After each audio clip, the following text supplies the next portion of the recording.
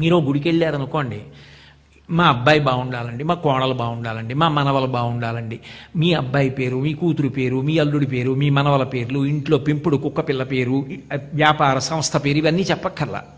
యజమాని పేరు ఒక్కటి చెప్తే చాలు.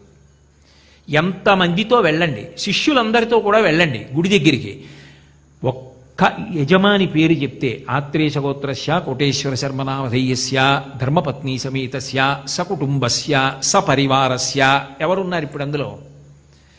నేనున్నాను, నా ధర్మపత్ని ఉంది, నా కుటుంబం ఉంది. కుటుంబంలో వేదాన్ని అనుసరించి కూతురు సభ్యురాలు, అల్లుడు నాకు పుత్రపంచకంలో ఒకడు, నా అల్లుడు ఉన్నాడు, నా కోడలు ఉంది, నా మనవలు ఉన్నారు, నా పరివారం ఉంది.